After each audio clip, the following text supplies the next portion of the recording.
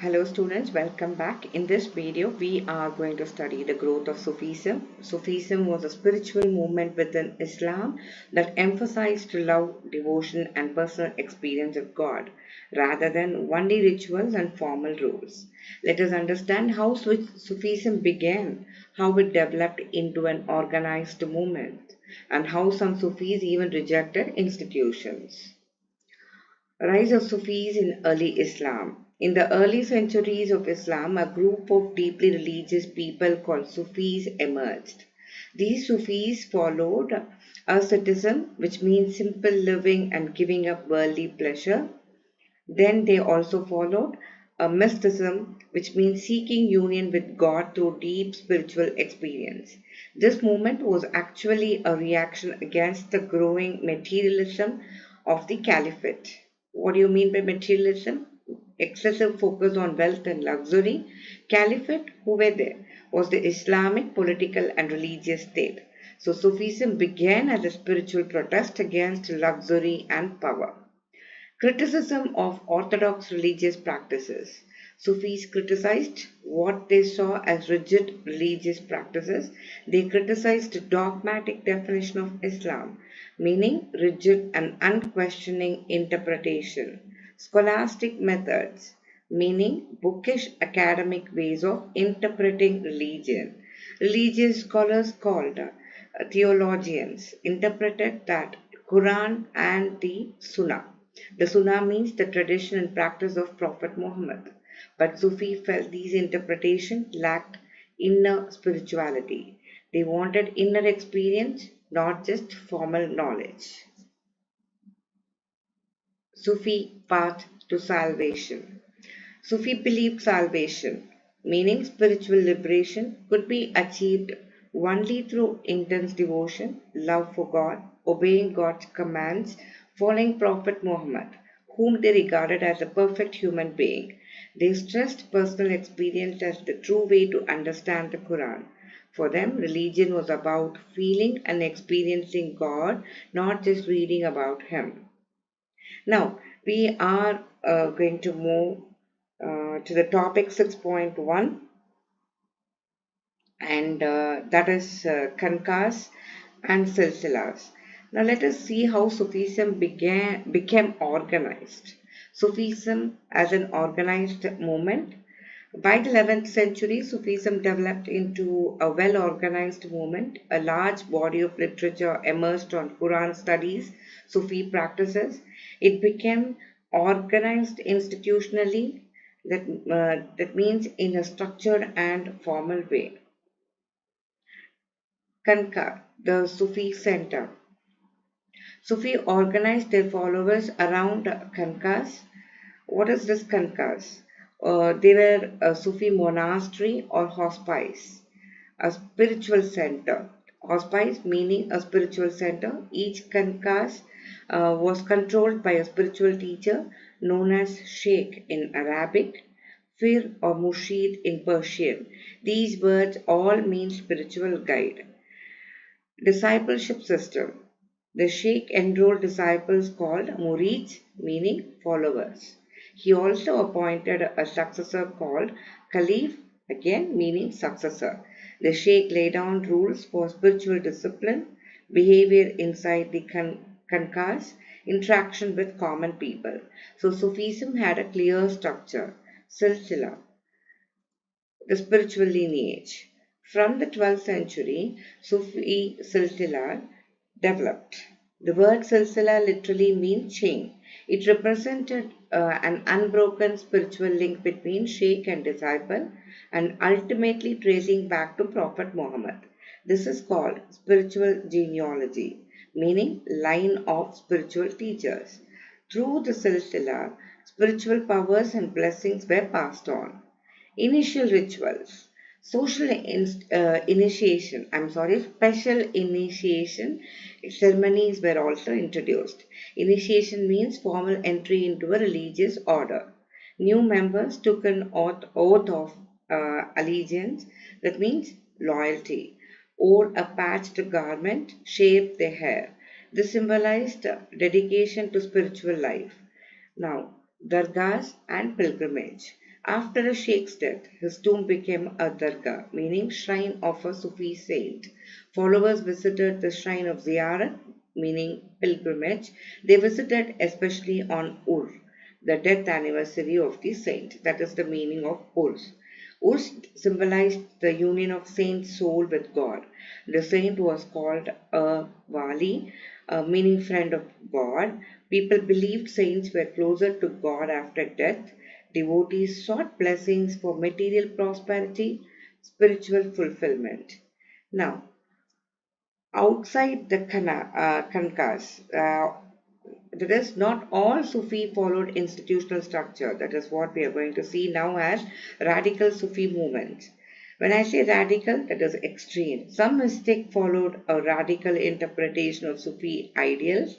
They rejected Khanqahs, accepted mendicancy, that is life of begging, practiced celibacy, that is not marrying, ignored rituals, followed extreme asceticism. These Sufis chose complete detachment from society. Now, groups outside Sharia. This is the last topic of this Unit 6. Some mystics deliberately defied Sharia, that is Islamic law. They were also known as Qalandars, Madris. Then they are also called as Malangas. Then Hydris.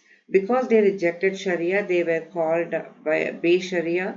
In contrast, Sufis who followed Islamic law were called Basharia. So within Sufi itself, there were differences. So let us summarize the whole unit of this Unit 6 is Sufism emerged as a spiritual protest against materialism. It emphasized love, devotion, personal experience of God. Over time, it became organized through Khanqahs, Silsilas. Dargahs and pilgrimage became important. However, some Sufis rejected institution and followed extreme ascetic paths. This shows that Sufism was not a single uniform movement, it was diverse and dynamic. Now let's move on to Unit 7, the Chishtis in the Subcontinent.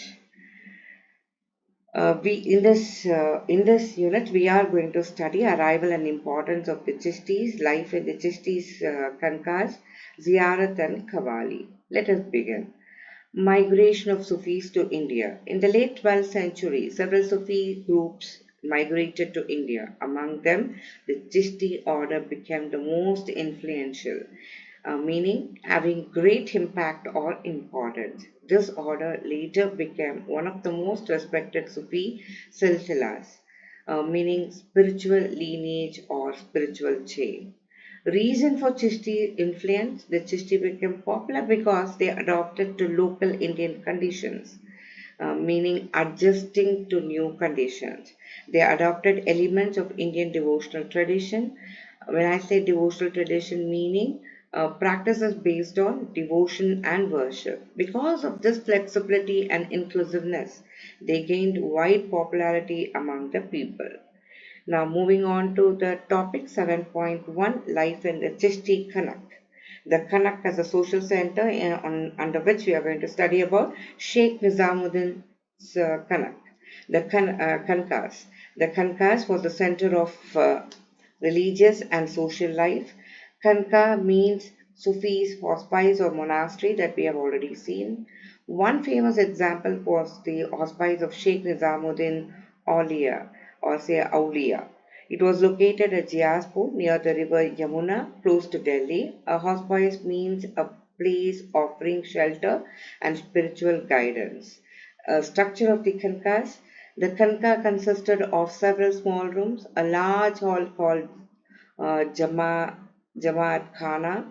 Jamaat Khana means congregational hall used for prayers and living. The inmates, meaning people living inside, included the Sheikh's family, attendants, disciples. Now let's see what is the life of the Sheikh. Sheikh Nizamuddin lived in a small room on the roof of the hall. He met visitors twice daily, morning and evening. The complex had a courtyard with a veranda, a boundary wall around it. This shows that Khanqahs functioned like a spiritual community. Khanqah as a place of refuge. During times of danger, such a fear of Mongol invasion, people took shelter in the Khanqahs. Refuge means safe shelter. So the Khanqahs was not only spiritual but also protective. Moving on to Langar and open hospitality. Open kitchen, that we call it as langar. The Khanqah had a langar. It's free community kitchen. It was run on futa. Futa means voluntary charity. That is devotion, donations that were not demanded from anyone. Food was served from morning till late night. This shows the generosity of the Chishtis. Now, who were the visitors to the Khanqahs? People from all sections of society visited the Khanqahs, say soldiers, slaves, merchants, poets, travelers, Hindu jogis, Muslim calendars. They came for discipleship, healing amulets, that means objects believed to have a healing power, intercession of the sheikh, that means mediation or pleading on someone's behalf. This shows the inclusive nature of the Chishtis. Now, famous visitors. Well-known visitors included Amir Hazan Sisi, Amir Khusru, Ziauddin Barani. They wrote detailed accounts about Sheikhs Nizamuddin and his Khanqahs. Now, moving on to assimilation of local tradition. When I say assimilation, that means to absorb or adopt. The Khanqahs also showed local influence, bowing before the sheikh, offering water to visitors, shaving heads of initiates. Initiates means new members, practicing yogic exercise. This proves interaction between Islamic and Indian tradition. Spread of the Chishti order. Sheikh Nizamuddin appointed spiritual successors. He sent them to different regions to establish Khanqahs. As a result, Chishti teaching spread widely, his fame increased, pilgrims visited his shrine. Now moving on to Chishti's devotionalism, that is Ziyarat and Qawwali. Let us understand the meaning and importance of Ziyarat. Ziyarat means pilgrimage to the tomb of a Sufi saint. Devotees believe this brought barakat. Barakat meaning divine blessing. This practice became widespread in the Muslim world. Now, let's move on to five great Chishti saints. For over 700 years, people from different religion and social classes visited the Dargah of the five great Chishti saints. The most revered shrine is that of Khawaja uh, Muninuddin Chishti. He was popularly called Garib Nawaz, meaning comforter of the poor. Popularity of Ajmer Dargah. The Ajmer Dargah became popular because of the piety and simplicity of Khwaja Muninuddin. When I say piety, means deep religious devotion. Renowned spiritual successors, royal patronage. Its location on the Delhi-Gujarat trade route also increased visitors. Royal support. Muhammad bin Tughlaq was the first sultan to visit the shrine. Later, rulers also supported it. Royal support increased its prestige and importance. Akbar's devotion. By the 18th century, the shrine became extremely popular. Emperor Akbar visited it 14 times. Why? He sought blessings for military victories, fulfillment of wars, birth of sons. He offered costly gifts, a large cauldron called Dig, built a mosque inside the complex. Now moving on to Qawwali and Sama. Role of music in devotion. Music and dance were important parts of Ziyarat. Trained musicians called Qawwalis performed mystical songs. Qawwali means devotional Sufi music. The aim was to create divine ecstasy. You must be knowing the meaning of ecstasy. That means intense spiritual joy. Zikir and Sama. Sufi remembered God through zikir, that meaning That means repetition of God's names. Sama, meaning spiritual listening to devotional music. Sama was central to Chishti practice. It shows strong interaction and Indian devotional traditions. So that is the end of 7.1 and 7.2. To summarize what we saw in this topic, the Chishtis became popular because they adopted to Indian society. Khanqahs functioned as religious, social and charitable centers. Ziyarat and Qawwali strengthened devotional culture. Royal patronage increased their influence. In this video, we have studied all this, so I wanted you to revise the video and try writing answers for this 8 marks questions.